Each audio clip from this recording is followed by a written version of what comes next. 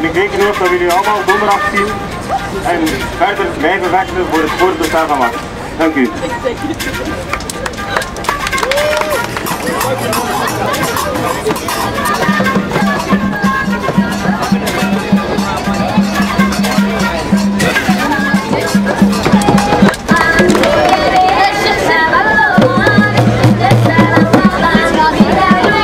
C'est une action pour protester pour une éventuelle fermeture du projet. Donc pour le quartier, c'est une action pour que le projet restera encore et pour toujours parce que le quartier a besoin. Et voilà, il y a pas mal de gens du quartier, des gens qui travaillent dans le quartier. C'est une première action. Si nécessaire, il y aura d'autres actions avec plus de gens du quartier et voilà. Max, c'est quoi exactement? Max est une organisation qui est mère de 3 projets, Kuregemnet et Curaçao Twerkstelling et Curaçao Production. Et on travaille surtout avec le computer et voilà, l'informatique en général. C'est qui les gens qui viennent là ou qui utilisent l'ordinateur là? On travaille avec les écoles du quartier, avec d'autres organisations en collaboration comme les groupes de seniors et d'autres organisations qui s'occupent des réfugiés politiques ou demandeurs d'emploi et plein d'autres projets, surtout des cours particuliers de groupes du quartier, donc les parents, les mamans et les jeunes du quartier. Voilà.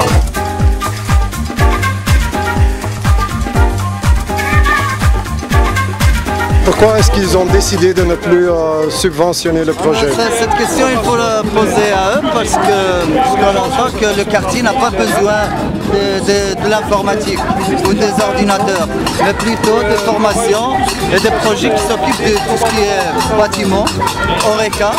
Et voilà, le quartier n'a pas besoin d'informatique, et ça, c'est la montagne. Ça veut dire que c'est le VGC qui va décider quel emploi les gens doivent avoir? Voilà. Le VGC, je me demande, avant c'était intéressant comme projet, maintenant c'est ne plus intéressant. Il faut expliquer ça, comment c'est arrivé-il? Soit avant on s'est trompé, soit maintenant. Alors voilà, c'est ça la question. Si c'était important avant, pourquoi ne plus maintenant?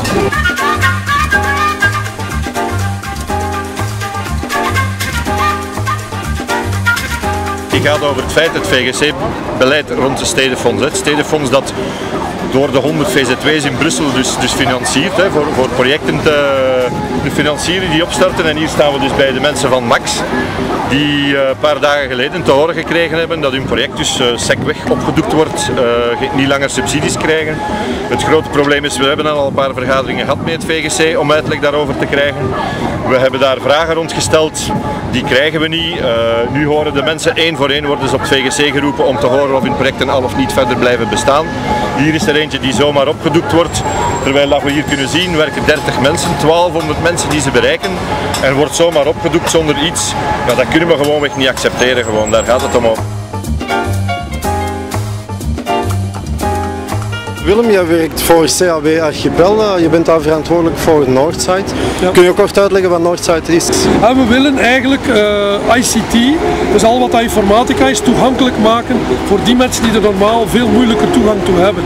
Dat betekent dat we dus bijvoorbeeld heel goedkope basiscursussen geven, die ook aangepast zijn aan een niveau, waarbij dat dus echt mensen die er niks van kennen, die nog geen muis aangeraakt hebben, bij manier van spreken dus ook een opleiding kunnen volgen. Wie zegt Brussel-Noord en iets weet over zal maar zeggen, het profiel van de mensen die de stad bevolken en bijvoorbeeld over werkloosheid, daar hoeft geen tekening bij. Het gaat vaak over mensen waarvan de problemen gekend zijn, die in Brussel ook bijzonder groot zijn. Ja. Met in sommige wijken werkloosheid tot 40%.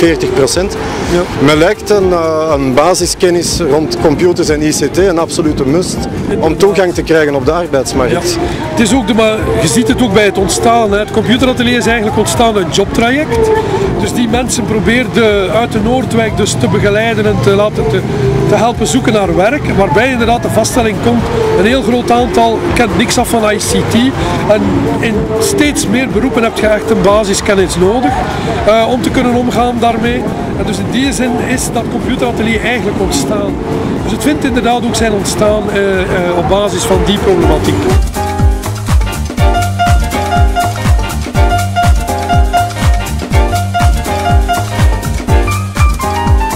Als je daar tegenover de werkloosheidscijfers ziet of de scholingsgraad in Brussel, dan zou je als beleidsmaker kunnen concluderen, het zijn zeer belangrijke projecten.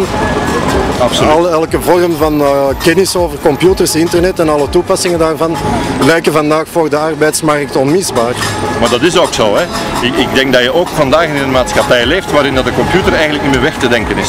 En juist hier ermee een groep mensen, zeker Max en ik denk die twee andere projecten, Northside en ICT van Chicago, die werken nou net met die mensen die niet over de middelen beschikken om zich dat nog maar aan te schaffen. Hè. Dus die zijn al achtergesteld als ze zich ergens zouden moeten voor een job gaan aanbieden. Wat de politici de digitale kloof noemen. Ja, dezelfde hier politici. zijn dan projecten die daar effectief aan werken, dat die kloof willen dichtrijden voor mensen die niet over de middelen beschikken om zich een computer aan te schaffen, laat staan cursussen te gaan volgen. Dat worden nu aangeboden door deze projecten en dat wordt weggeveegd. Dus eigenlijk is dat totaal onbegrijpelijk. Op wat is zo'n beslissing dan gebaseerd? Zou je kunnen zeggen het is een politiek-ideologische beslissing? Ik zou dat zo durven zeggen, omdat wij eerlijk gezegd als vakbonden niet weten op wat dat ze zich baseren. Waarom dat ze bijvoorbeeld hier, deze drie projecten, en er zullen er waarschijnlijk nog andere zijn, maar dat weten we nog niet, op wat dat zij zich baseren om daar een eind aan te maken. Wat ik hier al gehoord heb van de mensen van Max is dat ze niet genoeg mensen van de doelgroep bereiken. Nu dan vraag ik mij af, als je 1200 mensen bereikt die echt in de problemen zitten en die daar kennis kunnen oprapen van ICT, computercursussen krijgen en ook nog andere zaken op grafisch vlak geloof ik, ja, dan vraag ik mij af, hoeveel moeten ze er dan bereiken omdat ze hun doel zouden bereiken? Dit verstaan wij eerlijk gezegd niet.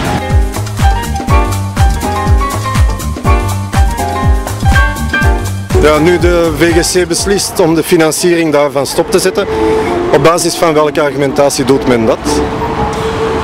Ja, wij vragen het ons af. Het is in ieder geval, het is duidelijk dat het niet is vanuit de argumentatie dat ze bekommerd zijn om de tewerkstelling van de laagst gescholden, want anders zouden ze zoiets niet stilzetten. Nee. Is er een evaluatie geweest van het project? In geen delen, op geen enkel moment nooit. Het is dan, zou je zeggen, misschien minder een beleidsbeslissing dan een politiek-ideologische beslissing. Dat is in ieder geval de indruk die we heel sterk hebben. Hè.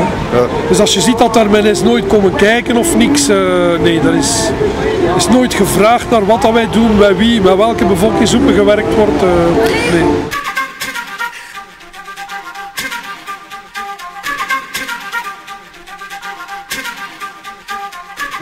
Is peut-être parce que tu parles pas le néerlandais?